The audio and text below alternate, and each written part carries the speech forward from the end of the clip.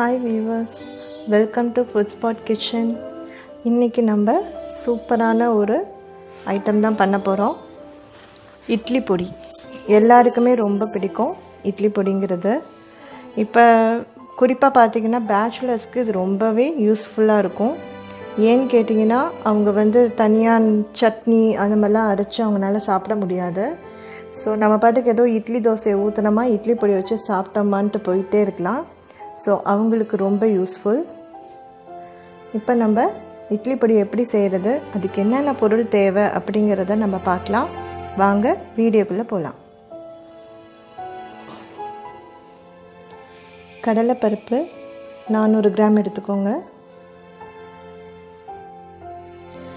வரமிளகாய் ஒரு 50 கிராம் எடுத்துக்கோங்க. காரம் இன்னும் வேணும்னு நினைக்கிறவங்க இன்னும் 50 கிராம் சேர்த்து எடுத்துக்கலாம். நான் 50 கிராம் தான் எடுத்திருக்கேன். கருவேப்பிலை ஒரு 3லேருந்து 4 கைப்பிடி எடுத்துக்கோங்க.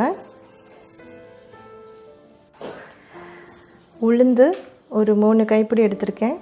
அதே மாதிரி பொன்னி அரிசி, நம்ம வீட்டுக்கு சாப்பாட்டுக்கு யூஸ் பண்ணுற பொன்னி அரிசி, அதுவும் ஒரு 3 கைப்பிடி எடுத்திருக்கேன்.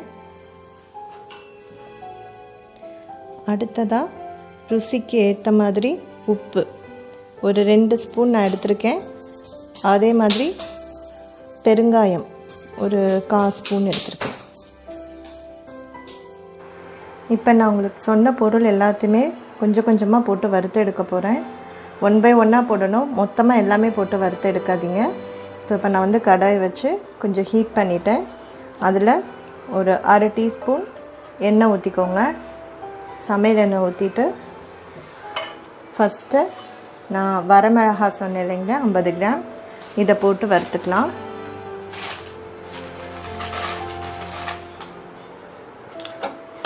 லோ ஃப்ளேமில் வச்சு வறுத்தெடுங்க.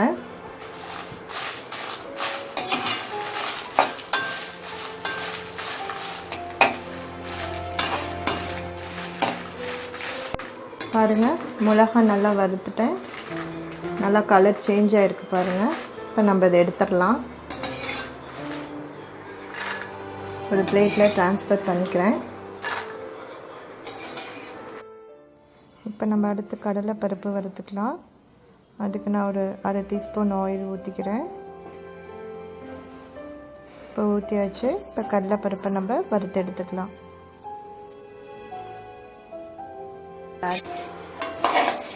இது உங்களுக்கு கொஞ்சம் லைட்டாக கலர் சேஞ்ச் ஆனால் போதும். அந்தளவு கொஞ்சமாக வறுத்து எடுத்துக்கோங்க. மீடியம் ஹீட்டில் தான் நான் வச்சுருக்கேன். இப்போ பாருங்கள், நல்லா நமக்கு வறுபட்டுருச்சு. இந்த அளவுக்கு வறுத்தா போதும். இதை தனியாக நம்ம எடுத்து வச்சிடலாம்.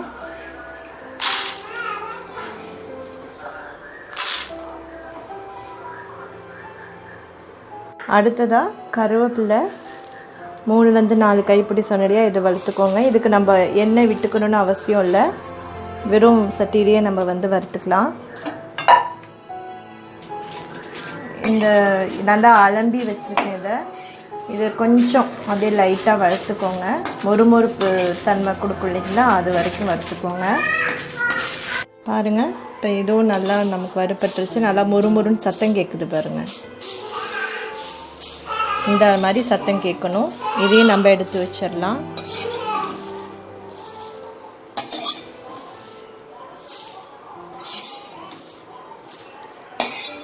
அடுத்து உளுந்து வறுக்கலாம். அதுக்கும் லைட்டாக கொஞ்சமாக எண்ணெய் விட்டுக்கோங்க. இப்போ எண்ணெய் விட்டாச்சு. அடுத்து நம்ம உளுந்து இருக்கு இல்லைங்களா, அதை அப்படி போட்டு உளுந்தை மட்டும் போட்டுக்கோங்க.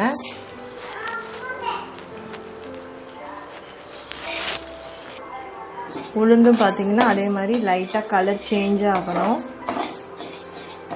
அந்த அளவுக்கு வறுத்துக்கோங்க. பாருங்கள், உளுந்தும் நல்லா வறுபட்டுருச்சு, கலர் மாறி இருக்கு. இதை எடுத்துடலாம்.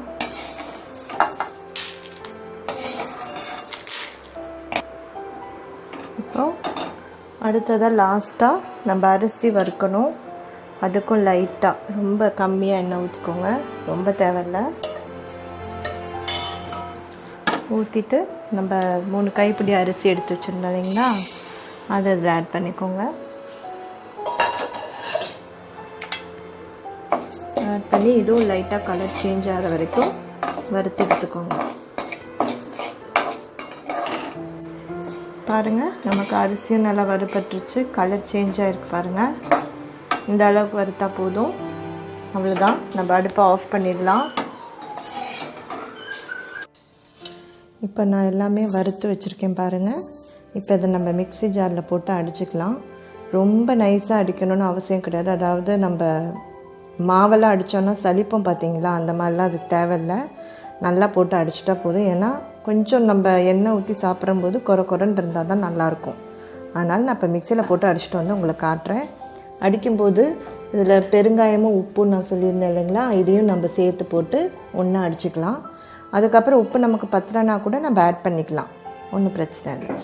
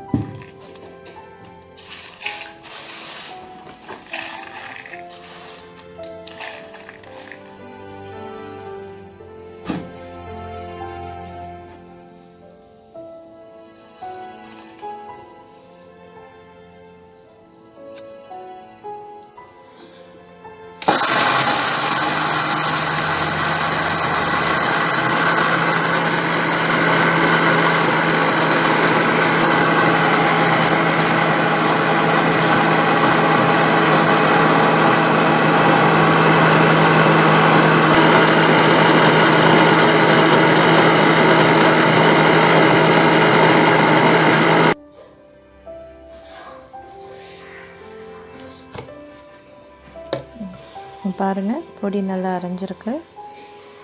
ரொம்ப ஸ்மூத்தாகவும் இல்லாமல் ரொம்ப கொரன்னு இல்லாமல் இருக்குது. கரெக்டாக இந்த மாதிரி கொஞ்சம் கொஞ்சமாக உங்கள் மிக்சியில் போட்டு அரைச்சி எடுத்துக்கோங்க. பாருங்கள், நல்லா அரைச்சி எடுத்துருக்கேன். நம்ம ஃபஸ்ட்டில் தடவை போட்டு அரைக்கும்போது பார்த்திங்கன்னா அதில் பெருங்காயமும் உப்பும் நம்ம போட்டு அரைச்சி எடுத்தோம். ரெண்டாவதுல நம்ம எதுவும் சேர்க்கலை. அதனால தான் நான் இப்போ எல்லாம் நல்லா கிளறி விட்டுட்ருக்கேன். இப்படி நல்லா நம்ம கிளறும்போது எல்லாம் உப்பு பெருங்காயம் எல்லா இடத்துக்கும் போயிடும். இப்போ இது பார்த்திங்கன்னா எனக்கு உப்புலேருந்து எல்லாமே கரெக்டாக இருக்குது. காரமும் நல்லா இருக்குது. இட்லி பொடி அரைக்கும்போது ஒன்று மட்டும் ஞாபகம் வச்சுக்கோங்க, நம்ம ஃபஸ்ட்டு அரைக்கும்போது பார்த்திங்கன்னா சுருக்குன்னு தான் இருக்கும். ஏன்னா நம்ம ஃப்ரெஷ்ஷாக அரைக்கிறதுனால அப்படி இருக்கும். இப்போ நம்ம இதை ஸ்டோர் பண்ணி தான் நம்ம இட்லி தோசைக்கெலாம் எடுத்துப்போம். ஸோ அது ஸ்டோர் பண்ணி வைக்கிற நேரம் என்ன ஆகும்னா உங்களுக்கு காரம் கம்மியாயிரும். அப்போ நம்ம கொஞ்சம் காரம் அதிகமாக போட்டு அரைச்சி வச்சுக்கிறது நல்லது. எனக்கு இந்த காரம் கரெக்டாக இருக்குது. நம்மளோட சுவையான இட்லி பொடி ரெடி பண்ணியாச்சு. இந்த வீடியோ உங்களுக்கு பிடிச்சிருந்ததுன்னா கண்டிப்பாக மறக்காமல் லைக் பண்ணுங்கள், ஷேர் பண்ணுங்கள், கமெண்ட் பண்ணுங்கள். சப்ஸ்கிரைப் பட்டன் அமுக்க மறந்துடாதீங்க. கூடவே பெல் சிம்பிள்லாம் அமைக்கிடுங்க. அப்போ தான் நான் அடுத்தடுத்த போடுற வீடியோஸ் உங்களுக்கு சேரும். தேங்க்யூ.